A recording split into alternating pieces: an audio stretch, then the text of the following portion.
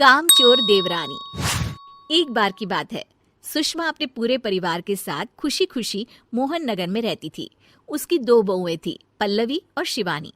एक दिन दोनों बहुएं रसोई में काम कर रही होती है कि तभी उनकी सास सुषमा उन्हें बुलाती है। अरे बहू, जरा इधर तो आना।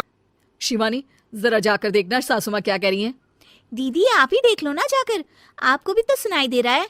अरे मैं आटा गूंद रही हूँ ना, तुम चली जाओ। हाँ तो मैं भी तो सब्जी काट रही हूँ ना दीदी। अरे बहू, जल्दी आओ।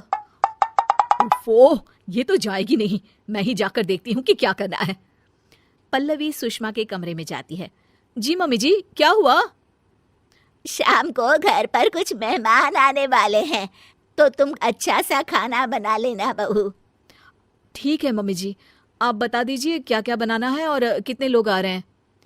सुनील की मौसी जी और उनका पूरा परिवार आ रहा है। कुल मिलाकर 3 लोग और हमें मिलाकर हुए 9 लोग। तो अभी से ही तैयारी करना शुरू कर दो। और हाँ, घर की सफाई भी कर देना, हाँ, अच्छे से। जी मम्मी जी, सब काम हो जाएगा, आप चिंता मत कीजिए। पल्लवी शिवानी को घर में मेहमान आने वाले हैं इसके बारे में बताती है। क्या 9 लोगों का खाना बनाना होगा, घर की सफाई करनी है? बाप रे, सासू माँ ने तो हमें घर की नौकरानी ही समझ कर रखा है। ऐसा नहीं बोलते शिवानी, हम इस घर की बहू हैं और घर के काम करना हमारा फर्ज है। दीदी तो है ही सासू माँ की चमची, जब देखो सासू माँ। मैं तो इतना सारा काम नहीं करने वाली। शिवानी कपड़े लेकर गमला साफ कर रही होती है और चक्कर आने का नाटक करने लगती है। मेरा सर चकरा रहा है। तभी वहां पल्लवी और सासू माँ जाते हैं। अरे बहू, क्या हो गया तुम्हें? मम्मी जी, बहुत तेज सर में दर्द हो रहा है। तुम एक काम करो शिवानी, आराम कर लो। नहीं दीदी, घर में मेहमान आने वाले हैं, मुझे आपकी मदद करनी चाहिए। अरे कोई बात नहीं शिवानी, तुम आराम कर लो, मैं सब काम कर लूंगी। ठीक है दीदी, अगर आप इतना कह रही हैं तो आराम कर लेती हूँ। शिवानी आराम से अपने कमरे में मैगजीन पढ़ रही होती है। इसे कहते हैं आराम की जिंदगी। इतना सारा काम। चलो, सारा काम खत्म हो गया, शिवानी को देख आती हूँ। शिवानी अपने कमरे में ईयरफोन में गाने सुनते सुनते सो जाती है और उसके साइड में मैगजीन भी रखी होती है। पल्लवी वहां आ जाती है और वो सब देखती है। ओहो, तो मतलब सब काम चोरी का बहाना था। अभी बताती हूँ इसको। घर का सारा काम मुझे करना पड़ा और ये महारानी यहाँ मैगजीन पढ़ रही है, गाने सुन रही है। पल्लवी रसोई से एक प्लेट और चम्मच लेकर आती है और शिवानी को थाली बजाकर उठाने लगती है। शिवानी अचानक से उठती है। उठ गई महारानी, गाने भी सुन लिए, मैगजीन भी पढ़ ली।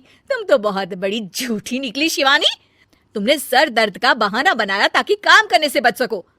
हाँ, बनाया बहाना, तो क्या करती, इतने सारे काम करती। मुझे कोई शौक नहीं है चापलूसी का। क्या चापलूसी? तुम्हें लगता है कि मैं सारे काम चापलूसी के लिए कर रही हूँ? नहीं तो क्या। तभी वहां सासू माँ आ जाती हैं। अरे बहू, वो लोग बस आने ही वाले हैं, तुम तैयारियां कर लो। जी सासू माँ, तुझे तो मैं बाद में देखती हूँ। सब खाना खाने बैठते हैं और खाना शुरू करते हैं। तभी सुनील की मौसी बोलती है। वाह भाई वाह, खाना तो बहुत ही अच्छा बना है सुषमा जी, एक एक चीज में क्या स्वाद है। ये सुनकर शिवानी मुंह बना लेती है। उसे अपनी जेठानी की इतनी तारीफ राज नहीं आती। आपकी बहुएं तो बहुत ही अच्छा खाना बनाती हैं। हाँ, बनाती तो दोनों ही अच्छा है, पर आज ना ये सारा खाना बड़ी बहू ने बनाया है। छोटी बहू की तबीयत ठीक नहीं थी, सो इसलिए।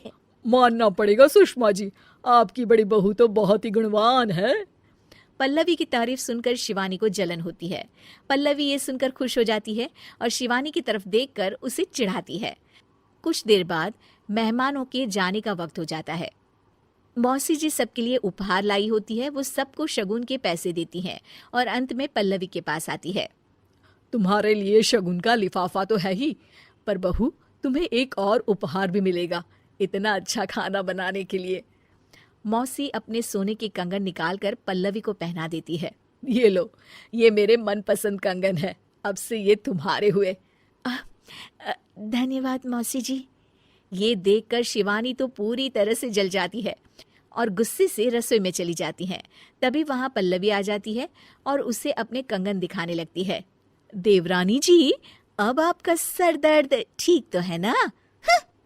मुझे लगता है कि अब सर दर्द शुरू हो गया होगा आपका।